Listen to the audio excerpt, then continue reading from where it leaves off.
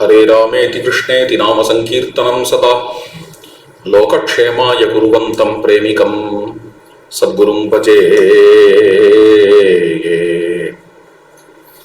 संवादैर्बहुभिः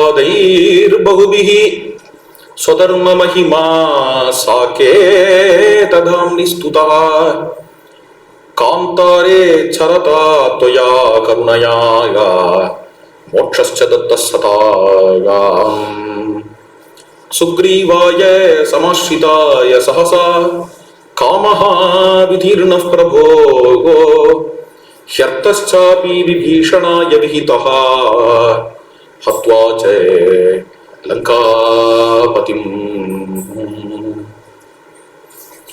புருஷார்த்தங்கள் மொத்தம் 4. அறம் பொருள் இன்பம் வீடு என்று தர்மார்த்த காம மோட்சங்கள். ஸ்ரீராமரை ஆசிரியிச்சா நமக்கு 4 புருஷார்த்தங்களும் கிடைக்கும் என்பதற்கு ராமாயணத்திலேயே உள்ள உதாரணங்களை இந்த ஸ்லோகத்துல ஸ்ரீ அண்ணா எடுத்து காட்டுறார். பெரியவாள்லாம் சொல்லுவார், 1 கேட்ட 4 கிடைக்கும் அப்படின்னு ஒரு விஷயம். ராமாயண ஆரம்பத்திலேயே 16 கேள்விகளை கேட்டு இந்த 16 குணங்களுடைய நாயகன் யாரு என்று வால்மீகி கேட்க, நாரதர் உடனே 16 குணங்களும் ஒரே நாயகன்ட்ட உண்டுப்பான்னு ஆரம்பிச்சு அந்த நாயகனை பத்தி சொல்ல ஆரம்பிச்சு அந்த நாயகன் இடத்துல 64 குணங்களை சொல்றார். 16 × 4 64 நினைக்கிறேன் கரெக்டா. முதல் சர்க்கத்திலேயே காட்டப்படக்கூடிய விஷயம் வால்மீகி 1 கேட்டு 4 வாங்கினார் அப்படிங்கிறது. ஒரு புள்ள வேணும்னு கேட்டான் தசரதன், 4 பிள்ளைகள் பிறந்தது.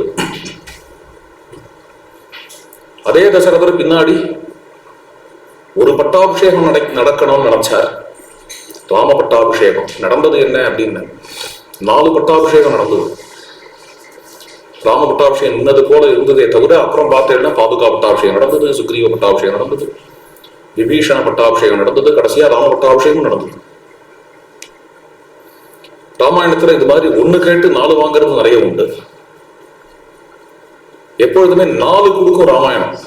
4 புருஷார்த்தங்கள் என்று எடுத்துக்கொள்ளலாம். அதுல ராமரை பொறுத்த வரைக்கும் ரொம்ப முக்கியமான புருஷார்த்தம் தர்மம். அதனால முதல்ல எடுத்துட்டார் அத சம்பாதைஹி பகுபிஹி ஸ்வதர்ம மகிமா சாகேததாம்னி ஸ்துதா. ராமரே சொல்ற வார்த்தை. அர்த்தம்ங்கிற புருஷார்த்தத்தை மட்டும் நோக்கி போறவனுக்கு தர்மமோ அர்த்தமோ கிடைக்காத போகலாம்பா.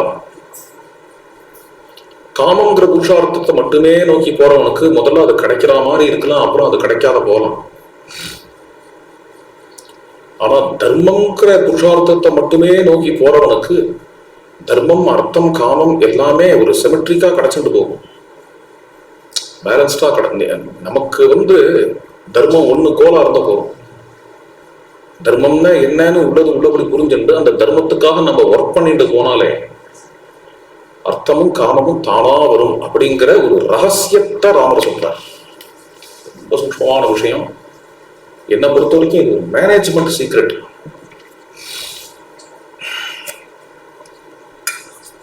நானே மேனேஜ்மெண்ட் படிச்சவன். எங்க institute Symbiosis institute of management கேள்விப்பட்டிருக்கலாம். டிஃபென்ஸ் பர்சானல் இன்ஸ்டிடியூட் பேர் சிம்ஸ். பெரிய பெரிய மேனேஜ்மெண்ட் இன்ஸ்டிடியூட் இருக்கு.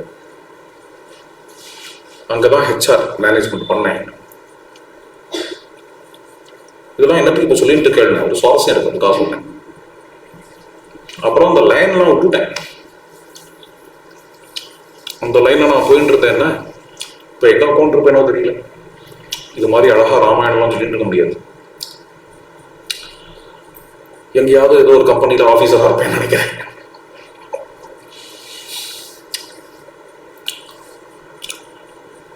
எதுக்கு அதை சொல்றேன் அப்படின்னா, எத்தனையோ நாளா எடுத்து MBA அந்த சிம்பியாசிஸ்ல நான் மேனேஜ்மெண்ட் படிச்சு ரொம்ப நாளா எடுத்து, ரொம்ப வருஷம் எடுத்து. ரொம்ப வருஷம் கழிச்சு இப்போ போன வருஷம் ஒருத்தர் என்கிட்ட ஒரு கேள்வி கேட்டார். பிரசித்தமானவர், மனோகர் ஷிண்டேன்னு பேர் அவருக்கு. ஒரு கேள்வி கேட்டார், எனக்கே இது வரைக்கும் வராத கேள்வி. என்ன கேள்வி அப்படின்னா, நீங்க இப்போ இந்த பாடசாலையெல்லாம் நடத்துற இடம், ராமாயண கிளாஸ் நிர்வாகங்கள்லாம் பண்ணிட்டு இருக்க இடம், இதுலயும் ஹெச்ஆர்லாம் இருக்கு, இதுலயும் மேனேஜ்மெண்ட் இருக்கு. நீங்க எம்பிஏ பண்ண அது இதுக்கு ஏதாவது யூஸ்ஃபுல்லா இருக்கா? அங்க படிச்ச மேனேஜ்மெண்ட் டெக்னிக்ஸ் எல்லாம் இதுக்கு ஏதாவது யூஸ்ஃபுல்லா இருக்கான்னு ஒரு கேள்வியை கேட்டுட்டார். அது வரைக்கும் நானே அதை திங்க் பண்ணதில்லை. நான் படிச்ச புஸ்தகங்கள் எதுல இருந்துமே நான் கான்சியஸா எதுவும் எடுத்து இந்த நிர்வாகங்கள்லாம் பண்ணல. அன்கான்சியஸா ஏதாவது இன்ஃப்ளூயன்ஸ் ஆகி பண்ணிருக்கலாம். இவர் கேட்ட உடனே தான் அவர்கிட்டயே சொன்னேன், இப்பதான் நானே அதை பத்தி யோசிக்கிறேன். நல்ல கேள்வி, யோசிக்க வேண்டிய கேள்வி. இப்படி யோசிச்சு பார்க்கிறேன். இப்படி ஒரு கேள்வி கேட்டாரேன். நான் படிச்ச மேனேஜ்மெண்ட்டுக்கும் இன்னைக்கு நான் நடத்திட்டு இருக்கிற மேனேஜ்மெண்ட்டுக்கும் சம்பந்தமே இல்லை. இதான் உண்மை, சம்பந்தமே இல்லை.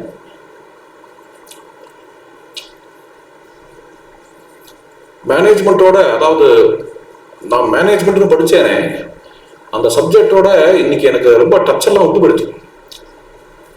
ரொம்ப வருஷம் கழிச்சு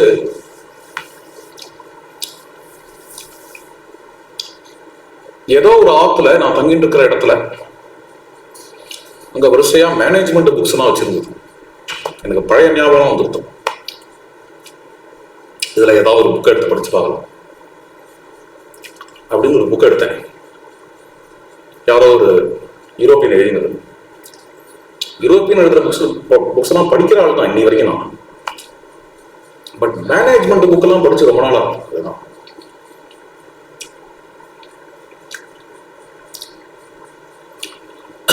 படிக்கலாமேன்னு அதை எடுத்தேன். எடுத்து திறந்தேன். என்னால டைஜஸ்ட் பண்ண முடியல, டக்குன்னு மூடிட்டேன். என் ட்ராக் வேற, அது வேற. ரொம்ப பிரிஞ்சுட்டேன். அவ சொல்லிக் கொடுக்குற மேனேஜ்மெண்ட், அந்த வெஸ்டர்ன் தியரிஸ், அதுல இருந்து அப்பதான் எனக்கு தெரிஞ்சது. அதுல இருந்து ரொம்ப தூரம் பிரிஞ்சு போயிட்டே இல்லை. எவ்வளவு பெரிய டிஸ்டன்ஸ் இருந்தது. அப்படி என்ன பிரிவு அப்படின்னு, அவ சொல்லிக் கொடுக்குற மேனேஜ்மெண்ட்ல இருக்கிறது காம்படிஷன், ராட் ரேஸ். பாடசாலைகள்லாம் நடத்துறோமே, இதுல உள்ள நிர்வாகங்கிறது நில் காம்படிஷன் மேனேஜ்மெண்ட், 0% காம்படிஷன் மேனேஜ்மெண்ட். நம்ம நடத்துற ஸ்கூல்ல கூட, ஸ்கூல் பசங்களை பார்த்து நான் சொல்றது, நம்ம சீதாலட்சுமி ஸ்கூல்ல இருக்கிற பசங்களை பார்த்து நான் சொல்றது என்னென்ன, எத்தனாவது ரேங்க் வரைங்கிறத பார்க்காத, என்ன மார்க் வாங்குறேங்கிறத பார்க்க. என்ன மார்க் 99% எடுத்தேன் அப்படின்னு ஒருத்தன் ஒப்பாரி வச்சு அழறதுக்கு வாய்ப்பு இருக்கு. என்ன 99.5% ஒருத்தன் மார்க்கை எடுத்து அவன் என்ன விட முன்னாடி ரேங்க்ல இருக்கான், நான் செகண்ட் ரேங்க்குக்கு தள்ளப்பட்டேன். வேண்டாம்.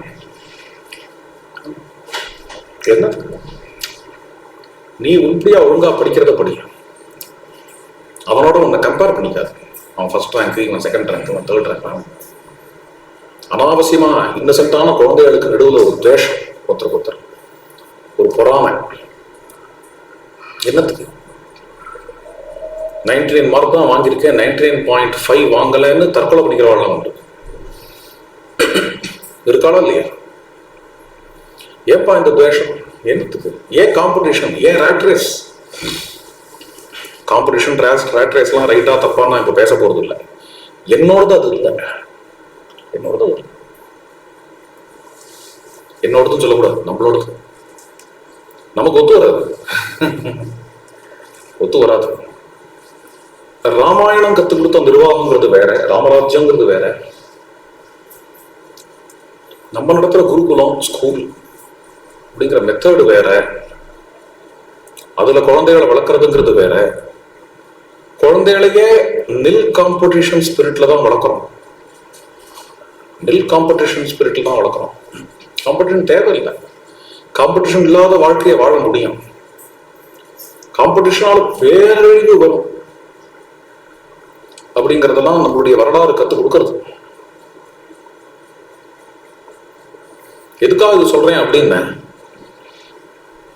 மேனேஜ்மெண்ட் புக்ஸ் எல்லாம் பார்த்தா எப்படி இருக்கு அப்படின்னா, பணம் எப்படி பண்ணலாம், பணம் எப்படி பண்ணலாம், பணம் எப்படி பண்ணலாம்,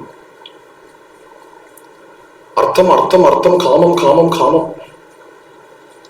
நம்ம எப்படி நம்ம டிசைரஸா இருக்கலாம், அந்த டிசைரை எப்படி அச்சீவ் பண்ணலாம், அக்காம்ப்ளிஷ் பண்ண அச்சீவ்மெண்ட், இதில் தானே ஓடுறது மேனேஜ்மெண்ட்டே. அப்பதான் தோணித்து அந்த புக்கை பார்த்தவொடனே இதை விட்டு ரொம்ப தூரம் போயிட்டோம், ரொம்ப தூரம் போயிட்டோம். அச்சீவ் பண்ணணும், ஒன்றும் உரைக்கல, ஒன்றும் உரைக்கல. அச்சீவ் பண்றது ஒன்றும் இல்லை. அச்சீவ் பண்றதா என்னவே இல்லை. சேவை பண்ணும், சேவை பண்ணும், சர்வீஸ். உலகத்துல இருக்கிறவா எல்லாருமே நம்மளை விட விரிவாதான். எல்லாருக்கும் சேவை பண்ணும், எல்லாருக்கும் கீழே இருக்கணும், சேவை பண்ணணும், அவ்வளவுதான். என்ன நான் ப்ரூவ் பண்ணணும், அச்சீவ் பண்ணணுங்கிற வார்த்தையெல்லாம் பார்த்தா கூட கசக்கிறது. அப்படி ஆயிடுத்தே நம்ம கதை. யோசிச்சு பார்த்தேன். இது மாதிரி ஒரு 4 வார்த்தைங்க, ஹவு டு வின், இந்த மேனேஜ்மெண்ட் புக்ஸ் எல்லாம் பார்த்தேன்னா how to achieve the task, how to win. எதுவுமே உரைக்க மாட்டேங்கிறது, எல்லாம் கசக்கிறது. அதை பார்த்து 4 பேர் என்ன பார்த்து லூசுன்னு கூட சொல்லலாம், சான்ஸ் இருக்கு. லூஸா இருந்தா கொண்டு போறேன் அப்படி, ஒன்றும் கவலை இல்லை. என்கிட்டயும் ஒரு மேனேஜ்மெண்ட் உண்டு, அது அவனுக்கு புரியாது. அவன் மேனேஜ்மெண்ட் எனக்கு உரைக்கல, எனக்கு புரியலன்னு சொல்ல மாட்டேன், உரைக்கல, அவ்வளவுதான், அவ்வளவுதான். நம்ம எப்படியே ராமாயணத்திலேயே முழுகி என்ன எடுத்து அப்படின்னா, அது மாதிரியான ஒரு மனப்பான்மை வந்துடுத்தோம். 4 பேருக்கு எப்படி சேவை செய்யலாம், 4 பேருக்கு எப்படி சேவை செய்யலாம்னு நினை. அப்படி நினைச்சாலே உனக்கு என்னென்னலாம் வேணுமோ அதெல்லாம் தானா வரும். அர்த்தமோ காமமோ எல்லாம் தானா. நீ அர்த்தத்தையும் காமத்தையும் நோக்கி ஓடினா அர்த்த காமங்கள் வருமோ வராதோ, வர மாதிரி காட்டிட்டு ஏமாத்திடும், காலவாரிடும். தர்மத்தை நோக்கி ஓடுறது, தர்மத்தை நோக்கி ஓடுறதுனால 4 பேருக்கு சேவை செய்யறதும். 4 பேருக்கு ஒரு கம்பெனி ஆரம்பிச்சா, கம்பெனி ஆரம்பிக்க கூடாதுன்னு சொல்லல, ஒரு கம்பெனி ஆரம்பிச்சா கூட கம்பெனி மூலமா 4 பேருக்கு எப்படி சேவை செய்யறது அப்படிங்கிற மனப்பான்மையை வச்சுக்கோ.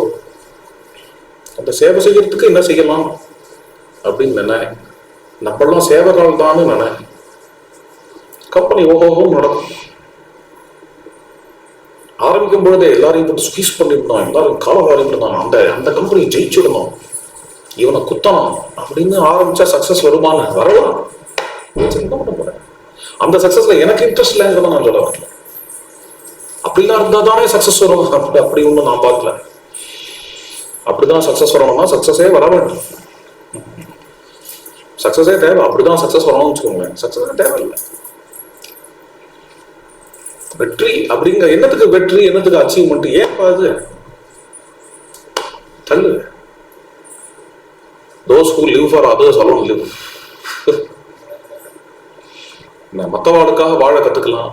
மற்றவாழ்கிட்ட தெய்வத்தை பாரு, அந்த தெய்வத்துக்காக சேவை பண்ணி பழகு. போறோம் உன்னோட ரேட் ரேஸ், உன் காம்படிஷன் எல்லாம் போகும். எல்லாத்தையும் மூட்டை கட்டு, எல்லாத்தையும் மூட்டை கட்டு அப்படிங்கிற ஒரு தன்மை. ராமர் அதை தான் சொல்றார், ரொம்ப அருமையா சொல்றார். தர்மார்த்த காமா கீழ தாத்தலோகே சமீட்சிதா தர்மபலோதயேஷு. தர்மத்தை டார்கெட்டா வச்சு உன் வாழ்க்கையில நீ வாழ்ந்தால் அர்த்த காமங்கள் தானாக வரும். ஆனா தர்மம்னா என்னன்னு உள்ளபடி புரிஞ்சுட்டு அந்த தர்மத்துக்காக வாழ்ந்தார்.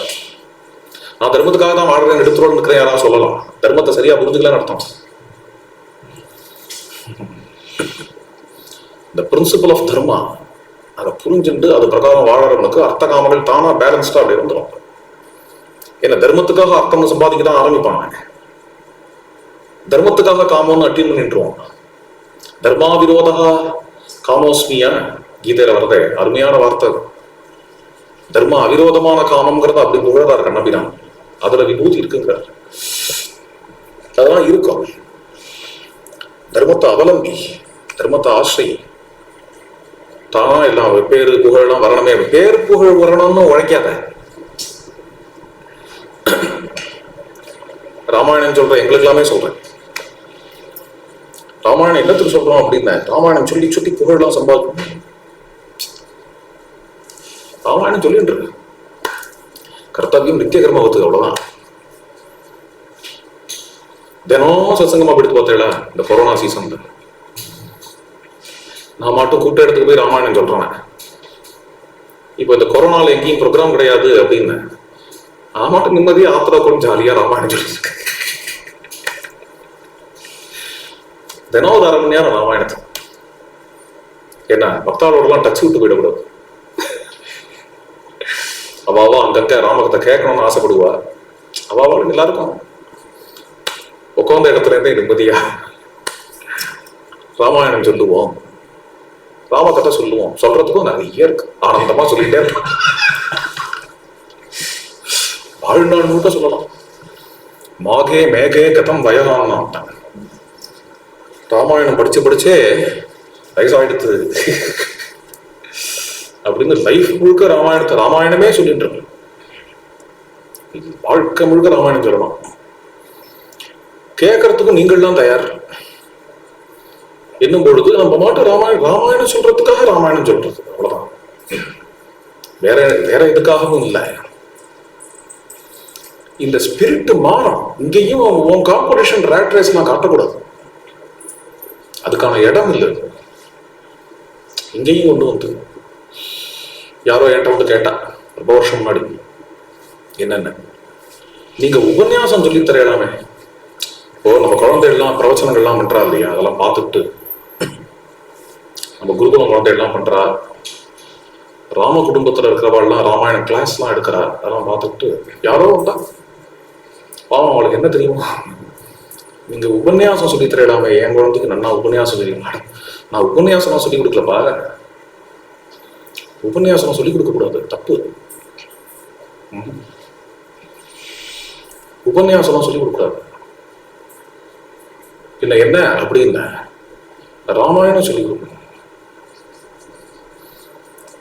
எடுத்த உடனே அந்த குழந்தைகிட்ட நீ உபன்யாசம் பண்ணுவ, என்ன நீ உபன்யாசம் பண்ணா எல்லாரும் உன்னை ஆனர் பண்ணுவா, அப்படி ஒரு மரியாதை கிடைக்கும் உனக்கு, நீ மேடையில் ஏறி உட்காந்துக்கலாம், மற்றவாழ நமஸ்காரம் பண்ணுவா அப்படின்னு சொல்லி வளர்த்தான்னா கரெக்ட் ஆயிடும் அந்த குழந்தை. உபன்யாசம் கற்றுக் கொடுக்கலாம், ராமாயணம் கற்றுக் கொடுக்குறேன். வந்த குழந்தை என்ன பண்ணும் அப்படின்னா ராமாயணம் கத்துக்கணும், அதுக்காக வரும். அது மாதிரி வரக்கூடிய இன்னசென்டான குழந்தைகள் அவளோட பட்டிங் ஸ்டேஜ்ல அந்த குழந்தையோட உள்ளத்தை போய் கரெக்ட் பண்ணிடக்கூடாது. நீ உபன்யாசம் பண்ணு, அது அவனுக்கு அவனோட நன்னா பண்ணான். நன்னா பண்றதுன்னா என்னன்னா அவனோட உனக்கு கூட்டம் ஜாஸ்தி வரும். நல்லா இருக்கு சினிமா வரல, இதை விட அந்த படம் தான் ஓடித்து, அந்த விட இந்த படம் தான் ஓடித்து, என்ன கூட்டம் நிறைய வருது. கூட்டத்தால அவர் பெரிய ஆக்டர் அப்படின்பா இல்லையா, இப்படிதான் சொல்லுவாங்க, எனக்கு தெரியாது, நான் பார்த்து அது மாதிரி இது கிரேடா இருக்கு. ஐயோ அவர் இருக்காரு, 2000 பேர் வரா, இவர் சும்மா 4 பேர் பண்ணிருக்கான். அதாவது 10,000 பேர் வரா, அவர் இதோட கூட பெரிய, அவரோட ஸ்பிரிச்சுவல். ஏன் தெரியுமா, அவர் 10,000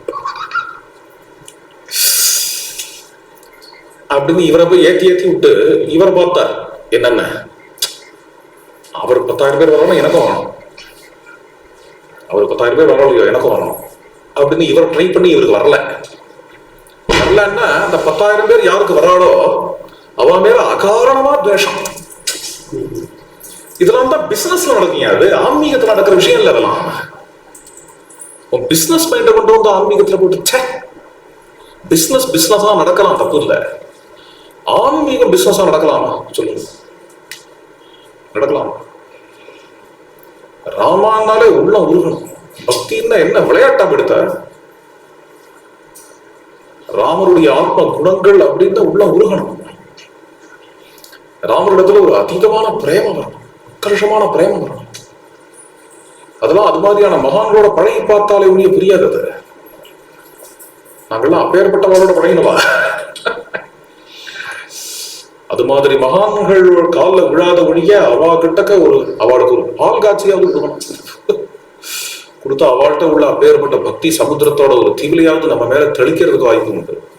இல்லாத போனா நம்ம ரேஞ்சுக்கு தான் நம்ம இருப்போம். எவ்வளவு ராமாயணம் 24,000 ஸ்லோகத்தையும் நீங்க நெற்று பண்ணாலும் ஒரு ரேஞ்சுக்கு தான் இருப்ப. அது வந்துவிடாது. அந்த ஆத்மார்த்தமான பக்திங்கிறது வந்துவிடாது. அது வேற. ஓம் ஃபோக்கஸ் என்னவா இருக்கணும் அப்படின்னா ராம பக்தியா இருக்கணும். உபன்யாசம் பண்றதால இருக்கக்கூடாது. நம்ம ஃபோக்கஸ் எதுவா இருக்கணும் அப்படின்னா ராம குணங்கள் நமக்கு வராதாங்கிற ஏக்கமா இருக்கணும். ராம குணானுபவமா இருக்கணும். எதுக்கு இது சொல்ல வரேன் அப்படின்னா, தர்மத்தை ஃபோக்கஸா வச்சுக்கோ, மற்றதெல்லாம் தானா வந்துடும் அப்படிங்கிறது ராமருடைய ஒரு அற்புதமான பார்வை. அதான் அனுஜம் பிரிசம் அனுசாசிய தரிசனம். இதைதான் தன்னுடைய பிலாசபியா உபதேசம் பண்ணார் லக்ஷ்மணனுக்கு. இருந்தார்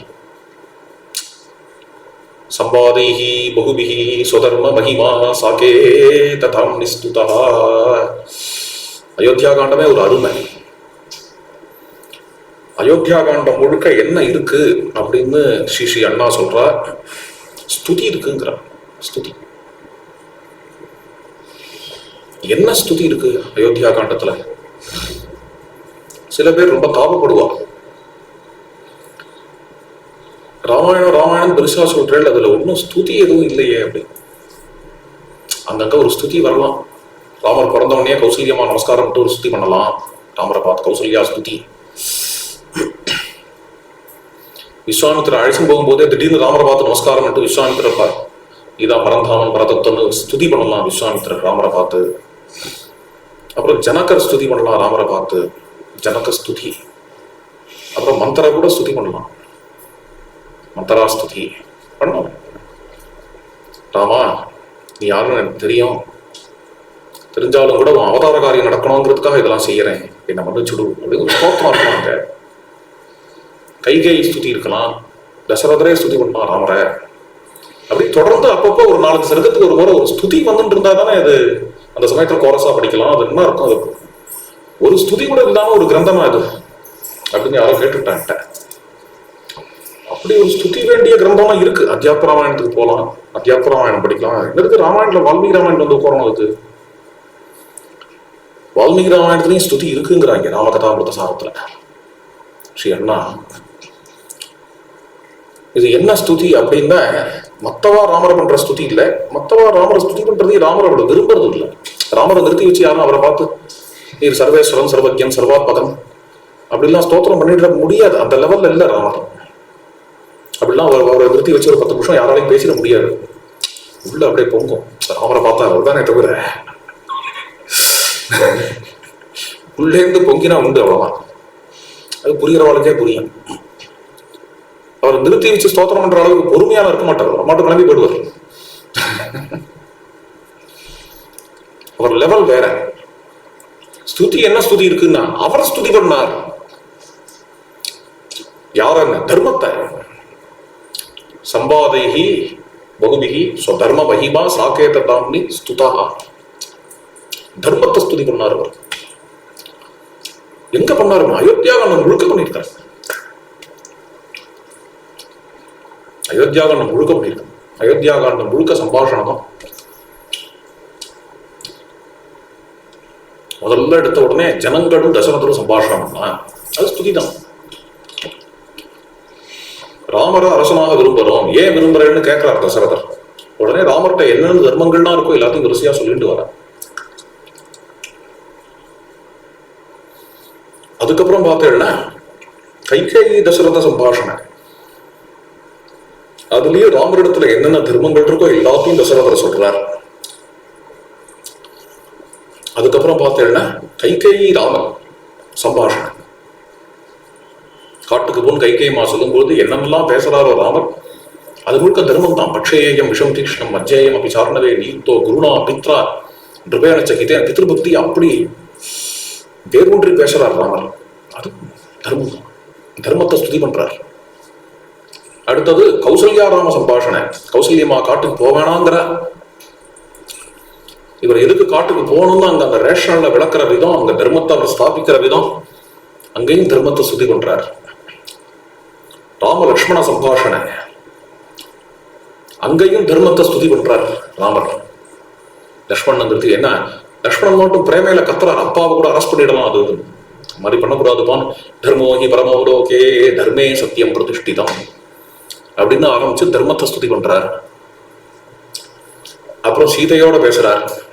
சீதாராம சம்பாஷணை, நீ இங்கேயே இருமான்னு சொல்றார். அங்கேயும் தர்மம் தான் இருக்கு. ஏன்னா அவ காட்டுக்கு வந்து என்னென்ன கஷ்டப்பட போறா அப்படிங்கிறத மனசுல வாங்கிட்டு இவ காட்டுக்கு வந்தா தனக்கு சௌரியம், அதை கூட தள்ளி வச்சுட்டு சீதை இங்க இருந்தா போறோம், என்னோட வர வேண்டாம் அப்படின்னு ராமருடைய அந்த விசாலமான மனப்பான்மையில தர்மத்தை ஸ்துதி பண்றார். அதுக்கப்புறம் ஒரு பெரிய சம்பாஷணை 30வது சர்க்கத்திலிருந்து 40வது சர்க்கம் வரைக்கும். அதுல என்ன, அதுவும் தர்மத்தை ஸ்துதி. ராமரும் தசரதரும் பேசுறது, அப்புறம் சுமந்திரர் பேசுறது, அதுக்கப்புறம் சித்தார்த்தன் பேசுறது, ராமரும் கைகேயிமாவும் பேசுறது, அப்புறம் ராமரும் கௌசல்யமாவும் பேசுறது அப்படின்னு 10 சர்க்கம் வரும். எல்லாமே தர்மஸ்துதி. அதுக்கப்புறம் ராமர் காட்டு கிளம்பின உடனே சுமித்ரமா பண்ற உபதேசம் கௌசல்யக்கு, அதுவும் தர்மஸ்துதி. சரையோடு திக்கிற இது தமசான திக்கரையில வந்து உட்கார்ந்து ஜனங்களை பார்த்து கொடுக்குற ராமர் பண்ற அட்வைஸ், அதுவும் தர்மத்தை குறித்த ஸ்துதி. அதுக்கப்புறம் சித்திரகூடம் போற வழியெல்லாம் நீ கஷ்டப்படாதமா, எவ்வளவு ரமணீயமா இருக்கு பார் காடு, எதையுமே பாசிட்டிவா எடுத்துக்கணும்னு உபதேசங்கள் பண்ணிட்டு போறாரே, அதுவும் தர்மஸ்துதி. அதுக்கப்புறம் கௌசல்யா தசரத சம்பாஷணை, சுமந்திரர் தசரதரை சந்திக்க போறார், சுமந்திரரும் தசரதரும் என்ன சம்பாஷணம் அப்படின்றாலும் அதுவும் தர்மத்தினுடைய விவரணம். பரதன் மறுபடியும் திரும்பி வரார், திரும்பி வந்து கைகேயி அம்மாவோட பேசுறார். கைகேயி பரத சம்பாஷணை கூட தர்ம விவரணம் தான். அதுக்கப்புறம் கௌசல்யா பரத சம்பாஷணை, நான் ராம வனவாசத்துக்கு காரணமா இருந்த நான் எல்லா பாப்பங்களுக்கும் ஆளாவேன்னு சொல்லி வரிசையா பாப்பங்களோட லிஸ்ட் இருக்கிறார் பரதன், அதுவும் தர்மசாஸ்திரம் தான். அதுக்கப்புறம் பரத வசிஷ்ட சம்பாஷணை, ராஜ்யத்தை நீ ஏத்துண்டே ஆகணும்னு வசிஷ்டர் சொல்லும் பொழுது, நான் என்ன திருடனா அண்ணாவோட ராஜ்யத்தை பிடிக்கிறதுக்கு அப்படின்னு ஆரம்பிச்சு பரதர் பேசுறார், அதுவும் தர்மஸ்துதி. அப்புறம் என்ன ஆறுது அப்படின்னா, மேல பரதனும் குஹனும் சம்பாஷணை பண்றா, அதுவும் தர்மஸ்துதி. மேல பரதனும் பரத்வாஜரும் சம்பாஷணம் பண்றா, அதுவும் தர்மஸ்துதி. அதுக்கப்புறம் பெரிய சம்பாஷணை ராம பரத சம்பாஷணை, ராஜ்ய தர்மத்தை பத்தி எல்லாம் உபதேசம் பண்றார் ராமர், கச்சித் சர்க்கம். அதுக்கப்புறம் தத்துவத்தை உபதேசம் பண்றார், சர்வே க்ஷயாந்தா நிச்சயாக பதனாந்தா சமுச்சயாக. பரதனுக்கு விசேஷமா தத்துவத்தை உபதேசம் பண்றார். ராம பரத சம்பாஷணை, ராம ஜாபாலி சம்பாஷணை, ராம வசிஷ்ட சம்பாஷணை, மறுபடியும் ராம பரத சம்பாஷணை. எல்லாம் தர்மம் தர்மம் தர்மம், தர்மத்தை சொல்லி வாழல.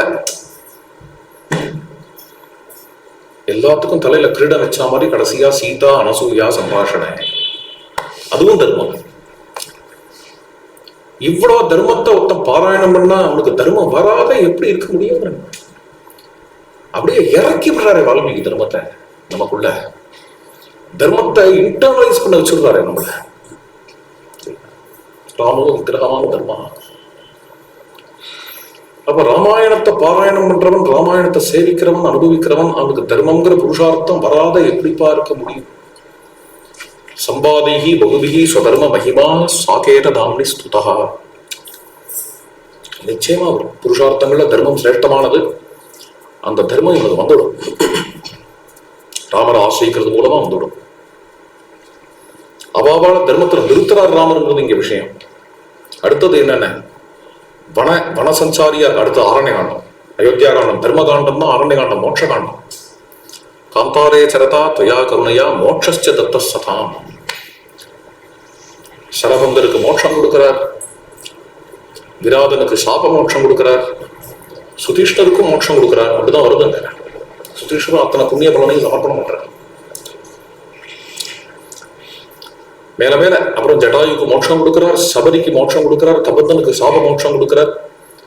காட்டுல சஞ்சாரம் பண்ற வியாஜத்துல அங்கங்க யார் யார சாபத்துல அகப்பட்டாலோ பந்தத்துல அகப்பட்டாலோ அவாவாளுக்கு அவாவா பந்தத்துல இருந்து அடுத்த மேல் நிலை. சில பேருக்கு அத்தியந்த மோட்சமே, அப்படின்னு கொடுத்துட்டு போறார் ஸ்ரீ ராமச்சந்திர பிரபு. தர்மம் மோட்சம் ஆயிடுத்து. அடுத்தது என்னென்ன? சுக்ரீவாய சமாசிரிதாய சகசா காமஹா விதீர்ண பிரபு. சுக்ரீவனுக்கு காமத்தை கொடுத்தார். மனைவியை இழந்து பிரியையை இழந்து திண்டாடின்னு இருந்தான் சுக்ரீவன். மறுபடியும் அந்த பத்னியை சுக்ரீவனுக்கே மீட்டு கொடுத்தார். அர்த்தாபி விபீஷணாய விகிதா. அர்த்தத்தை இழந்து நெடுத்தரோடு நின்றான் விபீஷணன். அந்த விபீஷணனுக்கு மறுபடியும் சாம்ராஜ்யத்தையே ராமச்சந்திர பிரபு கொடுத்தார்.